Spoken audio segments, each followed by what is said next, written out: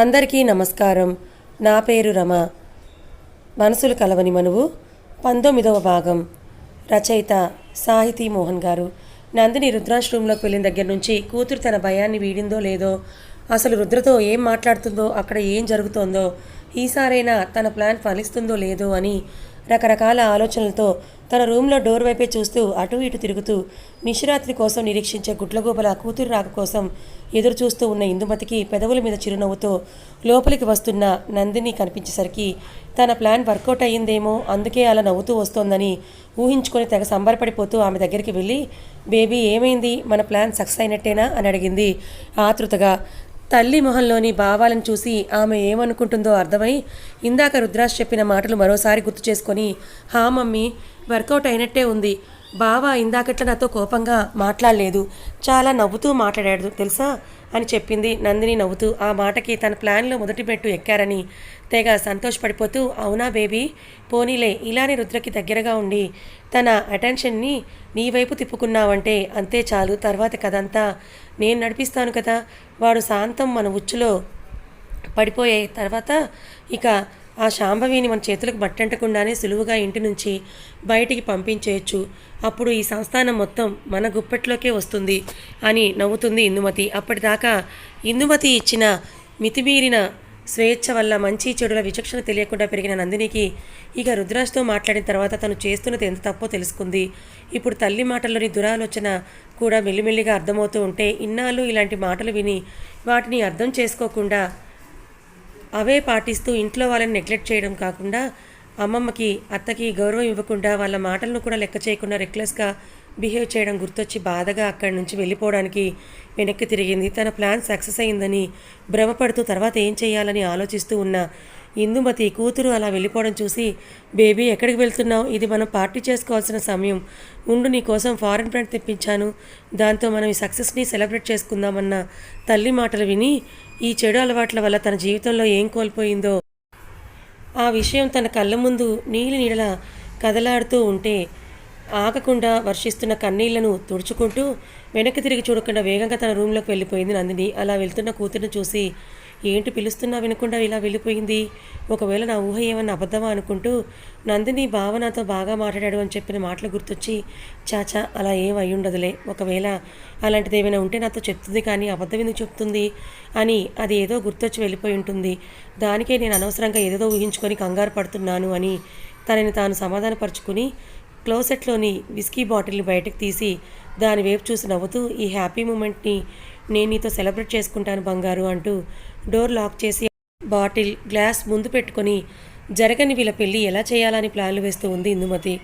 Time 1 గంట అవుతుండగా శ్యామల గారు అందరినీ భోజనానికి పిలవడంతో డైనింగ్ టేబుల్ దగ్గరికి వచ్చి భోజనానికి కూర్చున్నారు ఇంట్లో వాళ్ళందరూ.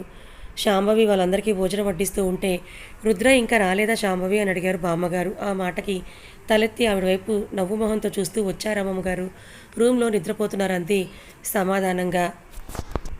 ఓ అవునా అని ఆవిడ అంటుండగా, అయితే నువ్వు వాడికి అక్కడికే భోజనం తీసుకెళ్ళమ్మా, తిని మందులు వేసుకోవాలిగా అంటూ ఒక ప్లేట్లో భోజనం పెట్టి శాంభవి చేతికి ఇచ్చి, నువ్వు వాడి సంగతి చూసుకో, వీళ్ళకి నేను వడ్డిస్తానన్నారు శ్యామల గారు. ఆ మాటలు విని సరే అన్నట్టు తలూపి భోజనం ప్లేట్ తీసుకొని పైకి వెళ్ళింది శాంభవి. అక్కడే కూర్చొని భోజనం చేస్తూ ఉన్న ఇందుమతి వాళ్ళ మాటలు విని నందిని ఇంకా అక్కడికి రాకపోవడం చూసి, బేబీ ఎప్పుడు ఇంతే, ప్రతిదానికి లేట్ చేస్తూనే ఉంటుంది, అదే తను ఇక్కడ ఉండి ఉంటే ఏదో ఒకటి చేసి రుద్రకి భోజనం నందిని చేతెత్తి పంపించేదాన్ని అనుకుంటూ ఏమీ చేయలేక వెళ్తున్న శాంభవిని చూస్తూ కూర్చుంది ఇందుమతి. అప్పటిదాకా ఏడ్చి ఏడ్చి అలానే పడుకుండిపోయిన నందిని భోజనానికి రమ్మన్న శ్యామల గారి పిలుపుతో మెల్లిగా లేచి తను ఎంత బాధపడ్డా చేజారిపోయిందని తిరిగి తెచ్చుకోలేనని మనసుని సమాధానపరుచుకుంటూ ఫేస్ వాష్ చేసుకొని కిందకి వెళ్ళడానికి మెట్ల వైపు అడుగులు వేసింది. తను దిగుతుండగానే చేతిలో ప్లేట్ వాటర్ గ్లాస్ పట్టుకొని పైకెక్కుతున్న శాంభవి కనపడటంతో పొద్దున జరిగిన విషయం జ్ఞప్తికి వచ్చి తను ఏమనుకుందో అని కంగారుగా ఆమె మొహంలోకి చూస్తూ మెట్లు దిగుతూ ఉంది నందిని.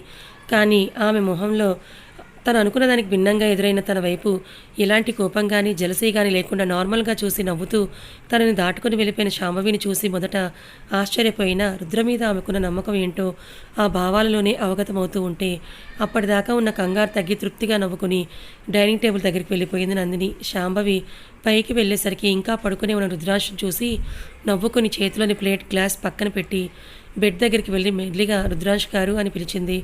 మొట్టమొదటిసారి శాంభవి నోటి నుండి వచ్చిన తన పేరు విని మీసాల మాటున పెదవులు అందంగా విచ్చుకోగా కళ్ళు తెరిచి తనకి దగ్గరగా ఉన్న శాంభవి వైపు నవ్వుతూ చూశాడు రుద్రాంశ్.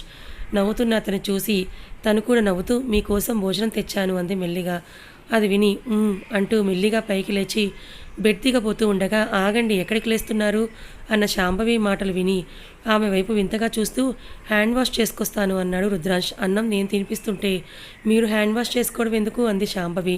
నేనే మీకు తినిపిస్తానని చెప్పకనే చెబుతూ అప్పటి శాంభవి వైపు వింతగా చూస్తున్న రుద్రాంశ్కి ఆమె మాటలోని అంతరార్థం అర్థమవగానే అతని మొహంలో సన్నని నవ్వు తొంగి చూసింది. కానీ అది ఆమెకి కనపడివ్వకుండా కవర్ చేసుకుంటూ నువ్వు తినిపించడం ఏంటి, నాకు ఇంజూర్ అయింది లెఫ్ట్ హ్యాండ్కి, నా రైట్ హ్యాండ్ బాగానే ఉంది అన్నాడు రుద్రాంశ్ వట్టన్నట్టుగా.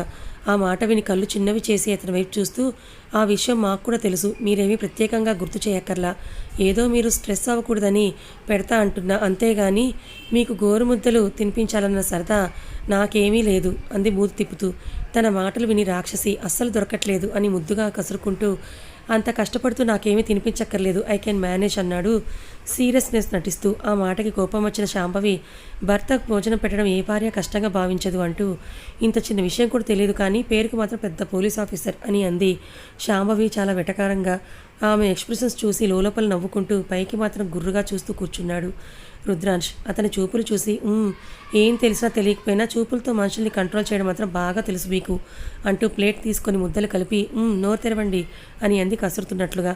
అయినా కూడా అలానే చూస్తూ కూర్చున్న రుద్రాంశ్ని చూసి ఈ చూపులకు భయపడే రోజులు పోయాయిలే కానీ నోరు తెరవండి అంటూ ఒక చేత్తో అతని బుగ్గలు నొక్కి పట్టుకొని బలవంతంగా నోట్లో ముద్దలు కుక్కింది శాంభవి.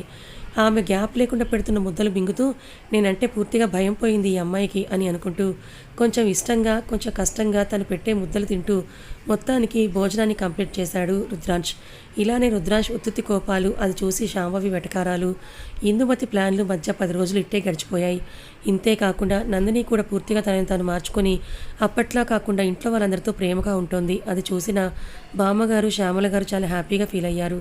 కానీ ఇందుమతి దృష్టిలో మాత్రం ఆమెకి అనుమానం రాకుండా ఎప్పట్లానే ఉంటూ రుద్రాంశ్ చెప్తున్నట్టుగానే మసులుకుంటోంది నందిని.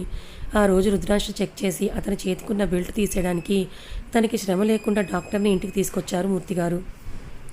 రుద్రాంశ్ చైర్లో కూర్చొని ఉంటే అతనికి అభిముఖంగా నుంచొని తనతో ఏదో మాట్లాడుతూ చేతికున్న కట్టు తీసేస్తూ ఉన్నాడు ఆ డాక్టర్.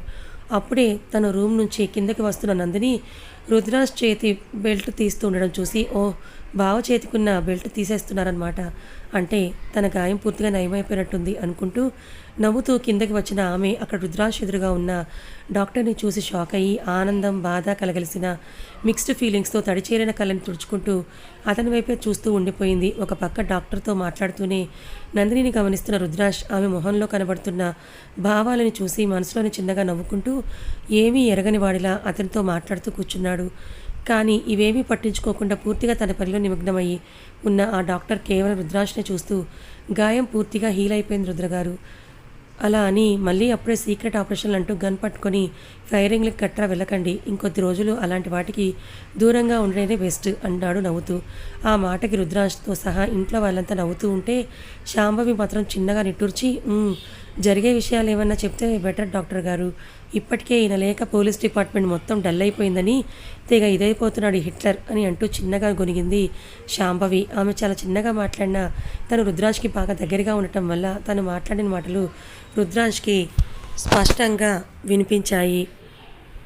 అది విని రుద్రాంశ్ తన వైపు చురుగ్గా చూడటంతో ఆ చూపులకి ముందు తడబడిన వెంటనే తిప్పుకొని నిజం కాదా అన్నట్టు వెటకారంగా చూసింది అతని వంక. ఆమె చూపుల్లోని భావాలు సైతం చదవగలిగిన రుద్రాంశ్కి ఆ చూపుల్లోని వెటకారం అర్థమవగానే శాంభవి వైపు కొరకొరా చూస్తూ రాక్షసికి ఈ మధ్య నేనంటే బొత్తిగా భయం పోయింది, ఏదో ఒకటి చేసి దీన్ని నా గ్రిప్లోకి తెచ్చుకోవాలనుకుంటూ తల తిప్పి అక్కడున్న డాక్టర్ వైపు చూశాడు. అతన్ని పూర్తిగా చెక్ చేసి తిరిగి సోఫాలో కూర్చొని చేతికి అప్పుడే స్ట్రెయిన్ ఇవ్వకండి, బుల్లెట్ లోతుగా దిగటం వల్ల పై చర్మం హీల్ అయినా లోపల గాయం పూర్తిగా హీల్ అవ్వదు, సో అప్పుడే వెయిట్ లిఫ్ట్ లాంటివి ఆ చేత్తో చేయకపోవడమే బెటర్ అంటూ తనకి జాగ్రత్తలు చెప్తూ ఉన్నాడు ఆ డాక్టర్. అతను చెప్పే వాటికి ఊకొడుతూనే తల తిప్పి అతని వెంకే కళ్ళార్పితే ఎక్కడ మాయమైపోతాడో అన్నట్టుగా భావోద్వేగంతో చూస్తున్న నందినిని చూసి ఉష్, ఇతను మరీ వర్క్హాలిక్లా ఉన్నాడు, ఎదురుగా ఉన్న మనుషుల్ని చూడటం లేదు అనుకుంటూ, ఓకే డాక్టర్ సుదీప్, మీరు చెప్పినట్టుగానే నేను జాగ్రత్తగానే ఉంటాను అన్నాడు రుద్రాంశ్ నవ్వుతూ.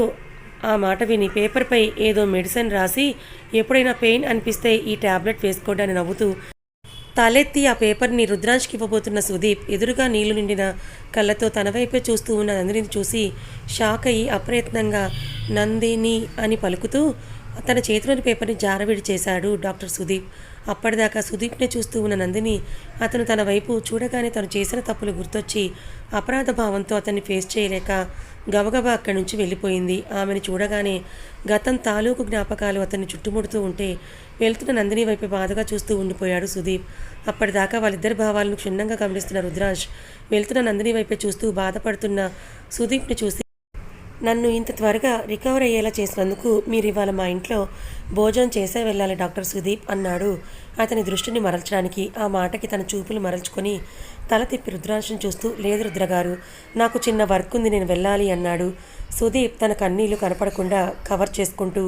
అతను ఎందుకలా అంటున్నాడో అర్థమై, లేదు సుదీప్, మీరు ఎన్ని కారణాలు చెప్పినా ఇవాళ నేను అనుకున్నది మాత్రం ఖచ్చితంగా జరిగేంత వరకు ఎక్కడికి వెళ్ళనివ్వను అని అన్నాడు రుద్రాంశ్.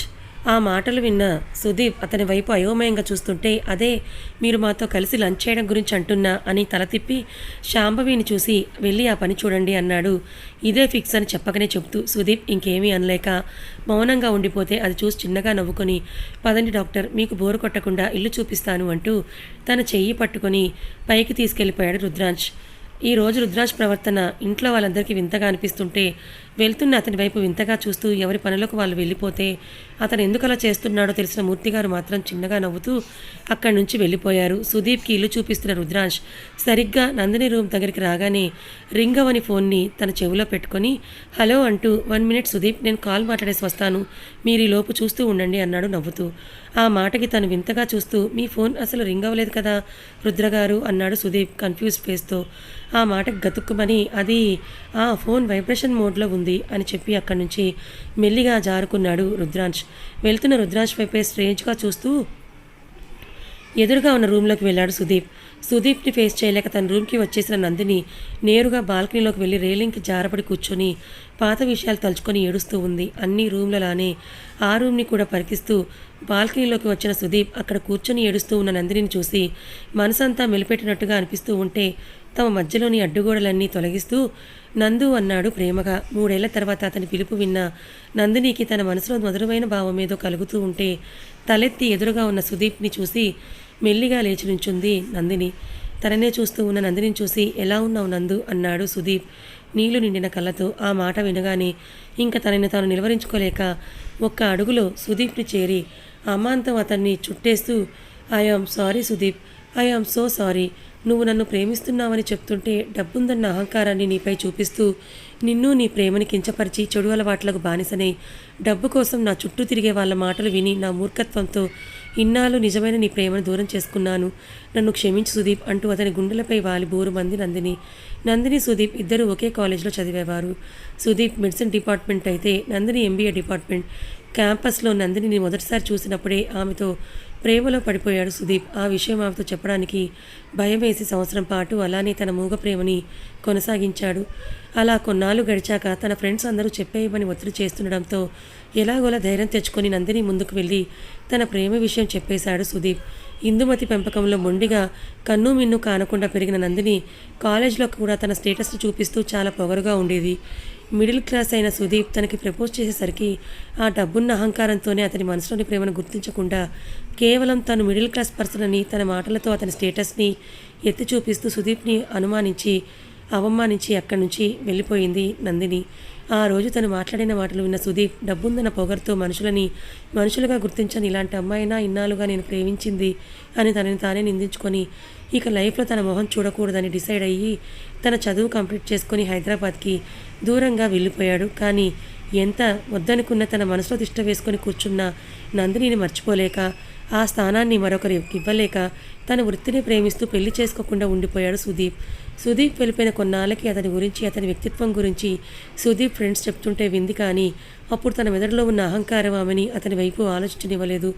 ఆ రోజు రుద్రాంశ్ తన తల్లి మాటలు విని ఎంత తప్పుగా బిహేవ్ చేస్తుందో, డబ్బు కోసం పరాయి దాని భర్తని కోరుకోవడం ఎంత తప్పో వివరంగా చెప్పడంతో తన తప్పులు తెలుసుకున్న నందినికి గతంలో సుదీప్ పట్ల తన ప్రవర్తన కూడా ఎంత నీచమైందో అర్థమై తన పొగరు వల్ల అంత మంచి మనిషిని దూరం చేసుకున్నానని ఆ రోజు నుంచి ఈ రోజు వరకు బాధపడుతూనే ఉంది. ఎప్పటికైనా సుదీప్ని కలిసి తన క్షమాపణలు చెప్పాలనుకుంది, కానీ ఆ రోజు ఇంత త్వరగా వస్తుందని ఊహించలేదు నందిని. తను ఎంత వద్దనుకున్నా తన గుండెల్లోనే తిష్ట వేసుకొని కూర్చున్న తన ప్రేయసి ఇవాళ అదే గుండెలపై వాలి ఏడుస్తూ ఉంటే చూసి తట్టుకోలేక తన ప్రేమ ముందు పంతం ఎక్కువసేపు నిలవక ఆమెపై ఉన్న పై కోపాన్ని పక్కన పెట్టి నందిని చుట్టూ చేయి వేసి గుండెల్లో పొదువుకుంటూ ఇట్స్ ఓకే నందు అంటూ నందిని అనునయించాడు సుదీప్. ఆ డాక్టర్ ఎవరు, నందినికి అతనికి ఉన్న సంబంధం ఏంటి అనేది మీకు తెలిసిపోయిందిగా. ఇక ఇప్పుడు వీళ్ళ ప్రేమని రుద్రాంశ్ ఎలా గెలిపిస్తాడో నెక్స్ట్ అప్డేట్లో చూద్దాం. అన్నట్టు మర్చిపోయా, నెక్స్ట్ అప్డేట్ మీకు మంచి షాక్ ఇవ్వబోతున్నా. Wait and read. కథ ఇంకా ఉంది. మొత్తానికి నందినికి కూడా ఒక బాయ్ ఫ్రెండ్ ఉన్నాడు కాబట్టి ఇక రుద్రాంశ్ శ్యామ వీళ్ళ మధ్యలోకి నందిని రాదని అర్థమైపోయింది. మరి వీళ్ళ ప్రేమని పెళ్లిదాకా తీసుకురావడానికి ఇందుమతితో ఎలా ఒప్పిస్తాడో రుద్రాంశ్ తెలియాలని ఉందా? అలాగే మీకు నెక్స్ట్ అప్డేట్లో ఇవ్వబోయే షాక్ ఏంటో గెస్ చేయండి. గెస్ చేసి కామెంట్ చేయండి. మీలో ఎంతమంది కరెక్ట్గా ఆన్సర్ ఇస్తారో చూద్దాం. మరి ఈ కథ మీకు ఎలా అనిపించింది? నచ్చిందా? నచ్చితే లైక్ చేయండి, మరి కొంతమందికి షేర్ చేయండి. ఇలాంటి మరిన్ని మంచి కథల కోసం మన ఛానల్ని సబ్స్క్రైబ్ చేసుకోండి. Thank you so much for watching.